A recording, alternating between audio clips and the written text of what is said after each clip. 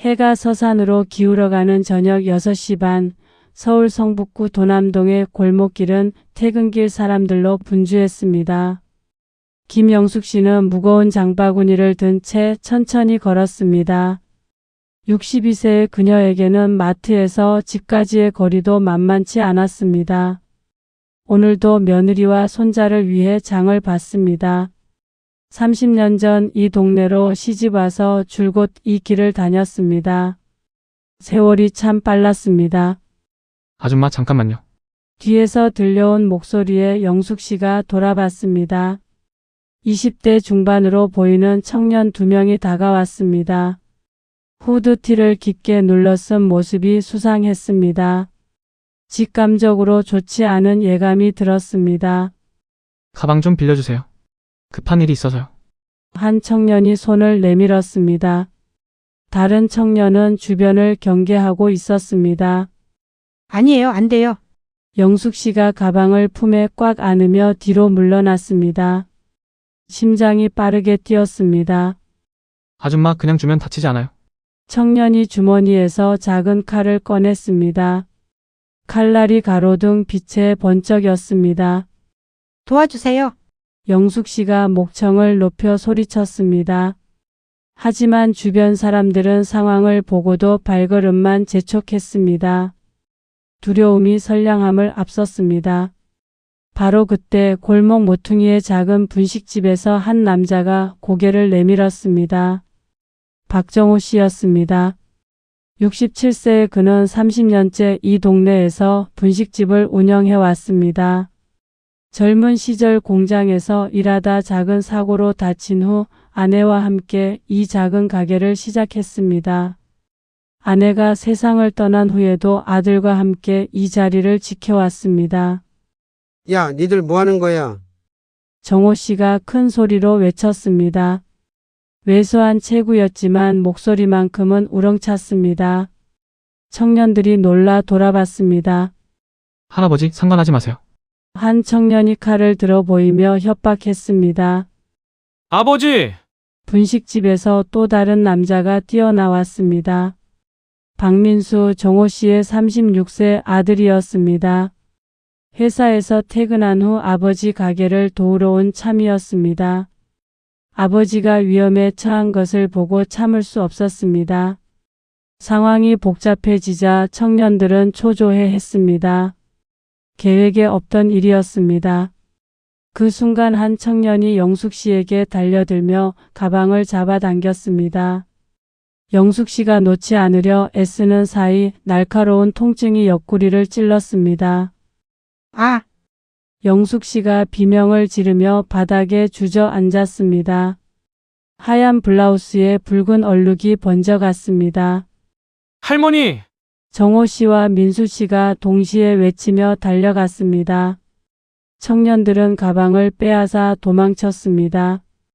구급차 사이렌 소리가 골목에 울려 퍼졌습니다. 평범했던 저녁이 한순간에 아수라장으로 변했습니다. 정호 씨와 민수 씨는 경찰의 조사를 받았습니다. 아버지, 괜찮으세요? 괜찮다. 그런데 요즘 세상이 왜 이러냐? 정호 씨가 한숨을 쉬며 고개를 저었습니다. 사건이 마무리된 후 부자는 분식집으로 돌아왔습니다. 오늘 일은 동네 화제가 될 것 같았습니다. 민수야, 내일 할머니 병문안 가자. 네, 아버지. 두 사람은 무거운 마음으로 가게 문을 닫았습니다. 오늘 밤 이 작은 골목에서 벌어진 일은 여러 사람의 인생에 예상치 못한 변화를 가져올 것이었습니다. 분식집 주방에서 저녁 준비를 하던 박정호 씨는 밖에서 들려오는 비명소리에 몸이 굳었습니다. 30년간 이 골목을 지켜온 그에게는 낯익은 목소리였습니다. 김영숙 할머니였습니다. 뭐지? 정호 씨가 앞치마를 벗어던지며 밖을 내다봤습니다.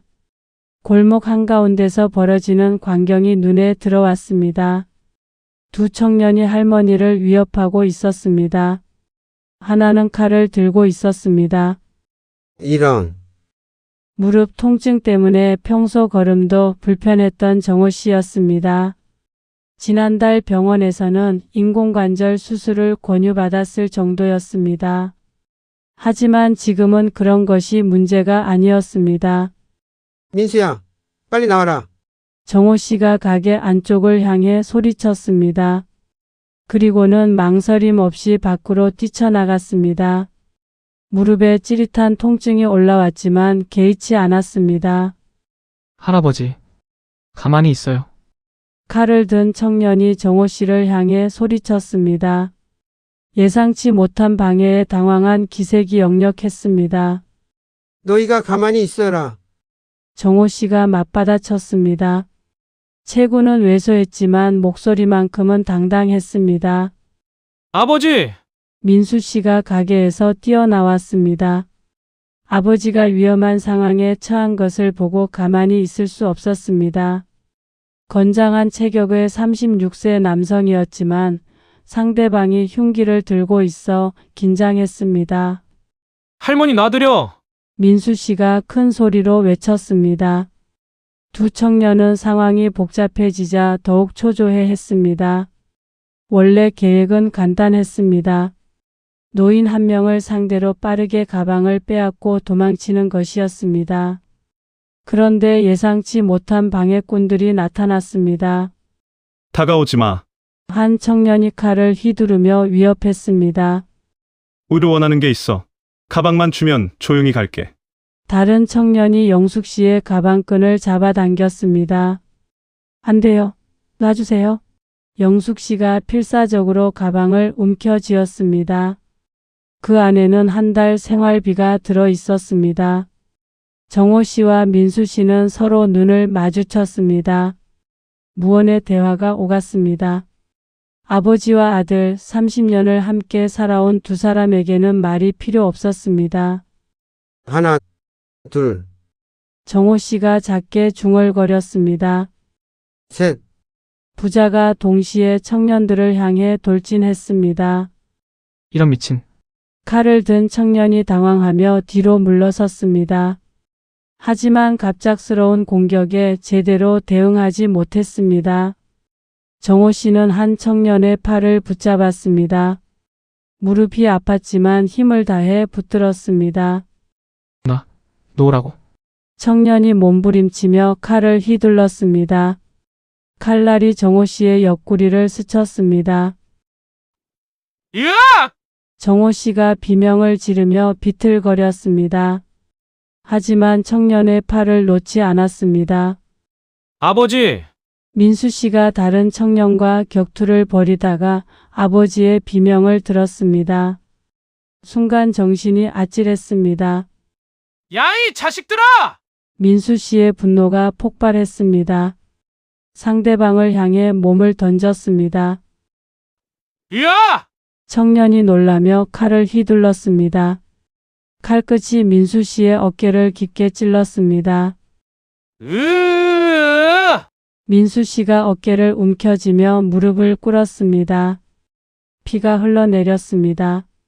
민수야, 정호 씨가 아들을 걱정하며 소리쳤습니다. 자신의 상처는 잊고 있었습니다. 하지만 두 사람은 포기하지 않았습니다. 상처를 입고도 청년들을 놓아주지 않았습니다. 아버지, 괜찮으세요? 괜찮다. 너는 저도 괜찮아요. 부자는 서로를 걱정하면서도 각자의 상대를 붙잡고 있었습니다. 주변 사람들이 소란을 듣고 몰려들기 시작했습니다. 누군가가 경찰에 신고했습니다. 놔줘. 놔달라고. 청년들이 발버둥쳤지만 소용없었습니다. 정호 씨와 민수 씨는 상처를 입고도 끝까지 붙잡고 있었습니다. 도망쳐야 해. 한 청년이 다른 청년에게 소리쳤습니다. 놔주지 않아. 하지만 부자의 의지는 확고했습니다. 결국 경찰이 도착했습니다. 사이렌 소리가 골목에 울려 퍼졌습니다. 경찰입니다. 모두 손들어. 경찰관들이 현장을 장악했습니다. 청년 2명은 체포되었습니다. 할아버지, 아저씨 괜찮으세요? 경찰관이 부자에게 다가왔습니다. 두 사람 모두 피를 흘리고 있었습니다. 구급차를 불러주세요. 구급대원들이 도착해 응급처치를 했습니다. 정호 씨의 옆구리 상처는 생각보다 깊었습니다. 민수 씨의 어깨 상처도 심각했습니다. 병원에 가셔야 합니다. 영숙 씨는 어떻게 됐어요? 정호 씨가 구급대원에게 물었습니다. 자신의 상처보다 할머니가 걱정이었습니다. 괜찮으십니다. 가벼운 상처였어요. 영숙 씨가 정호 씨 부자에게 다가왔습니다. 눈물이 글썽였습니다. 정말 고마워요. 어떻게 감사를 드려야 할지. 괜찮습니다, 할머니. 우리 동네 일인데요. 정호 씨가 웃으며 대답했습니다. 고통스러웠지만 억지로라도 웃었습니다. 구급차에 실려가면서도 정호 씨와 민수 씨는 서로를 걱정했습니다. 오늘의 선택을 후회하지 않았습니다. 옳은 일을 했다는 확신이 있었습니다. 병원으로 가는 길 부자는 조용히 손을 맞잡았습니다. 아픈 몸이었지만 마음은 든든했습니다. 함께 어려움을 헤쳐나간다는 것, 그것이 진정한 가족이라는 걸 다시 한번 확인했습니다. 오늘 밤 작은 골목에서 벌어진 일은 두 사람의 관계를 더욱 단단하게 만들 것이었습니다. 성북구 한양병원 응급실에 구급차 2대가 거의 동시에 도착했습니다. 첫 번째 구급차에는 김영숙 씨가, 두 번째에는 박정호 부자가 실려 있었습니다. 외상 환자 입원합니다. 구급대원의 외침과 함께 병원이 분주해졌습니다. 숙 씨는 다행히 상처가 깊지 않아 간단한 봉합수술로 끝났습니다. 하지만 정호 씨의 상태는 심각했습니다. 칼에 찔린 상처가 간 근처까지 닿았습니다. 보호자분 계세요? 의사가 민수 씨에게 물었습니다. 민수 씨도 어깨 수술을 받았지만 아버지가 더 걱정이었습니다. 제가 아들입니다. 아버님 상태가 위중합니다. 지금 수술실로 들어가셔야 해요. 민수 씨의 얼굴이 창백해졌습니다. 수술실 앞에서 기다리는 시간은 지옥 같았습니다. 민수 씨는 의자에 앉지도 못하고 복도를 왔다 갔다 했습니다. 괜찮을 거예요. 간호사가 위로의 말을 건넸습니다. 30년 동안 저 골목을 지켜오셨는데. 민수 씨가 중얼거렸습니다. 아버지에 대한 걱정과 죄책감이 밀려왔습니다. 2시간 후 수술실 문이 열렸습니다. 수술 잘 됐습니다. 다행히 중요한 부위는 다치지 않았어요. 의사의 말에 민수 씨가 주저앉았습니다. 안도의 한숨이 터져 나왔습니다. 아버지. 중환자실로 옮겨진 정호 씨를 보며 민수 씨는 눈물을 참았습니다. 한편 일반 병실에 입원한 김영숙 씨의 상태는 복잡했습니다. 신체적 상처는 가벼웠지만 정신적 충격이 컸습니다. 잠들 때마다 그 칼이 보여요. 영숙 씨가 간병하는 며느리에게 떨리는 목소리로 말했습니다. 어머니 괜찮아요. 이제 안전해요. 그 아버지와 아들은 어떻게 됐어요? 수술하셨다고 들었어요. 걱정 마세요. 영숙 씨는 고개를 끄덕였지만 불안한 표정을 감추지 못했습니다. 60년 넘게 살면서 처음 겪는 일이었습니다. 밤이 깊어갈 무렵 병원은 예상치 못한 소동이 일었습니다. 기자들이 몰려온 것입니다. 용감한 부자의 소식 들었는데요. 인터뷰 가능할까요? 민수 씨는 당황했습니다. 아버지 걱정에 정신없는데 갑자기 기자들이 나타났습니다. 죄송하지만 지금은 시민들이 궁금해합니다. 어떤 마음으로 나서셨는지요? 기자의 질문에 민수 씨는 잠시 말문이 막혔습니다. 특별한 건 없었어요. 그냥 도와야 한다고 생각했을 뿐이에요. 평소에도 그런 일이 많으셨나요? 아니에요. 저희는 그냥 평범한 사람들이에요.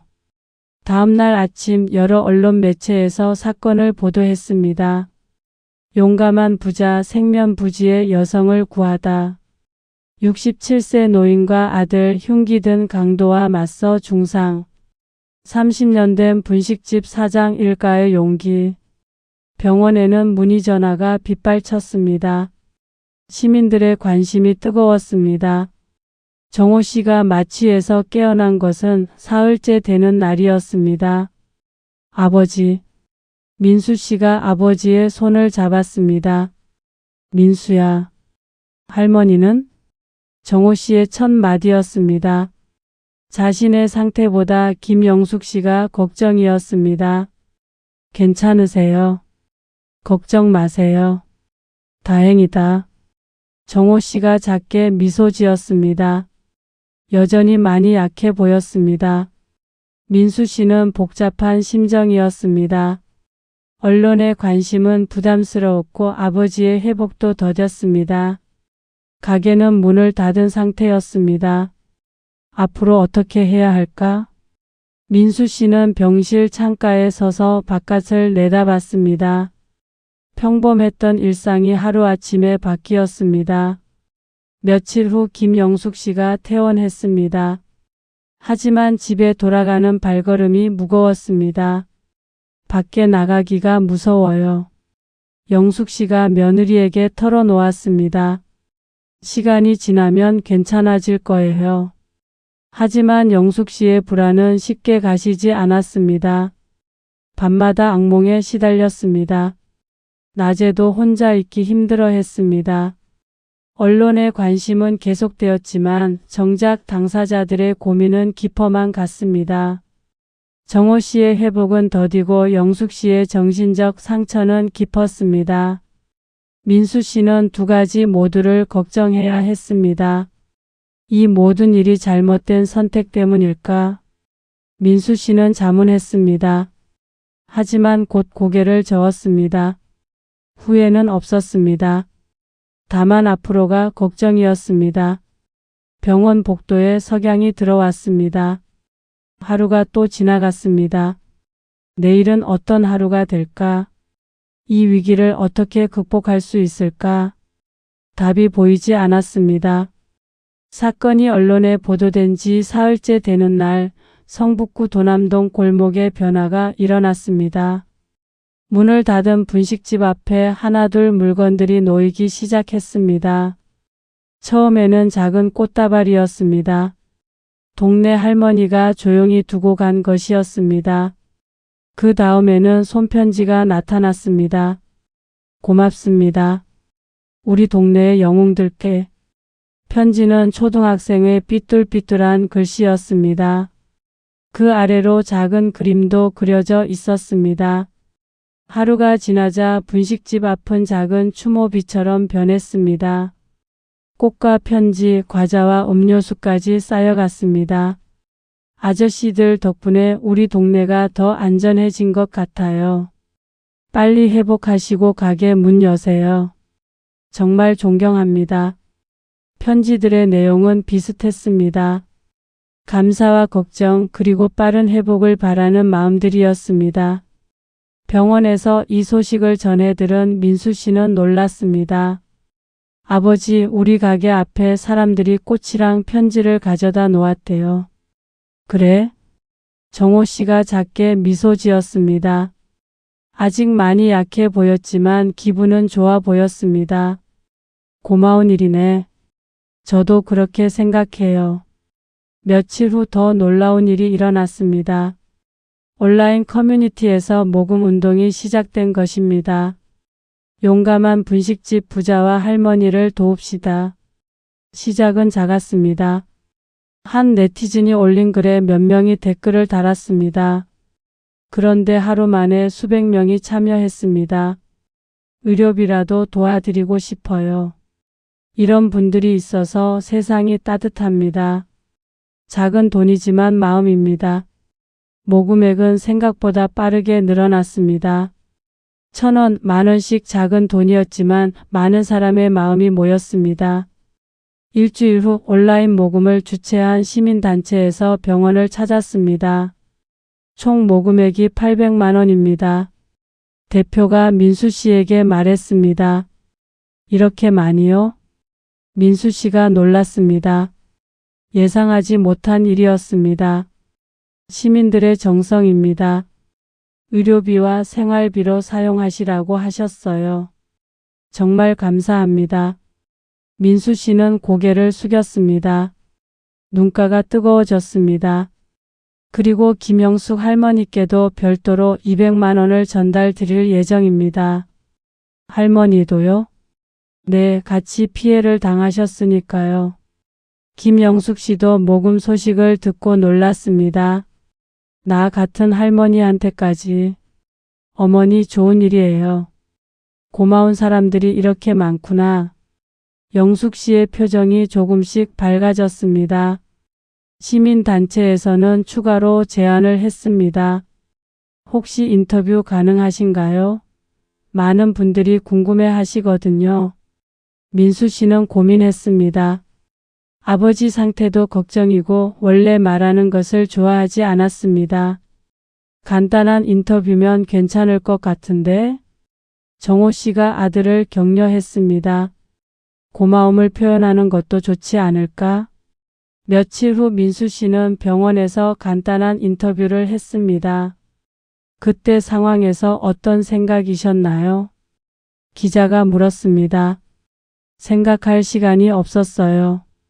그냥 도와야겠다는 마음뿐이었죠. 무서우시지 않았나요? 무서웠어요. 하지만 가만히 있을 수는 없었어요. 민수 씨가 조용히 대답했습니다. 만약 다시 같은 상황이 온다면 어떻게 하시겠어요? 기자의 마지막 질문에 민수 씨는 잠시 생각했습니다. 똑같이 행동할 겁니다. 이유가 있나요? 우리 동네니까요. 그리고 옳은 일이니까요. 민수 씨의 대답은 단순했지만 진심이 담겨 있었습니다. 인터뷰가 방송된 후 반응이 뜨거웠습니다. 정말 멋진 사람이다. 이런 분이 우리 이웃이라니. 다시 믿음이 생긴다. 댓글들이 줄을 이었습니다. 정호 씨의 상태도 조금씩 호전되었습니다. 아버지 곧 퇴원하실 수 있을 것 같아요. 의사가 좋은 소식을 전했습니다. 정말요? 민수 씨가 반가워했습니다. 다만 완전한 회복까지는 시간이 걸릴 겁니다. 김영숙 씨도 조금씩 일상으로 돌아가려 노력했습니다. 아직 밤에는 무서웠지만 낮에는 집 밖으로 나올 수 있게 되었습니다. 고마운 분들이 많다는 걸 알았어요. 영숙 씨가 며느리에게 말했습니다. 그래서 마음이 조금 편해졌어요. 도남동 골목도 변화했습니다. 주민들이 서로를 더 신경 쓰게 되었습니다. 저녁 시간 골목을 지나는 사람들도 주변을 더 살피게 되었습니다. 우리가 우리 동네를 지켜야 한다. 그런 공감대가 형성되었습니다. 분식집 앞에 놓인 꽃과 편지들은 이제 희망의 상징이 되었습니다. 작은 용기가 만든 큰 변화였습니다. 그리고 그 변화는 계속 퍼져나가고 있었습니다. 한 달 후 서울중앙지법에서 범인들에 대한 1심 판결이 났습니다. 강도상의 혐의로 주범은 징역 3년, 공범은 징역 2년 6개월을 선고받았습니다. 이제 안심이에요. 김영숙 씨가 법원 앞에서 안도의 한숨을 쉬었습니다. 옆에는 아직 회복 중인 박정호 부자가 함께 했습니다. 할머니 정말 끝났네요. 민수 씨가 지팡이를 짚은 아버지를 부축하며 말했습니다. 며칠 후 영숙 씨가 정호 씨를 찾았습니다. 손에는 정성껏 준비한 도시락을 들고 있었습니다. 이거라도 드세요. 고맙습니다, 할머니. 정말 죄송해요. 저 때문에. 영숙 씨의 목소리가 떨렸습니다. 무슨 말씀을? 당연한 일 했을 뿐이에요. 당연한 일이라뇨. 내 생명을 구해주신 은인들인데. 영숙 씨가 깊게 허리를 숙였습니다. 그동안 마음에 담아두었던 진심이었습니다. 할머니 고개 드세요. 우리도 이 동네 사람인데요. 민수 씨가 영숙 씨를 일으켜 세웠습니다. 정말 고마워요. 평생 잊지 않을 거예요. 세 사람은 잠시 말없이 서 있었습니다. 지난 한 달의 시간이 머릿속을 스쳐갔습니다. 정호 씨가 드디어 태어난 날 아들과 진지한 대화를 나누었습니다.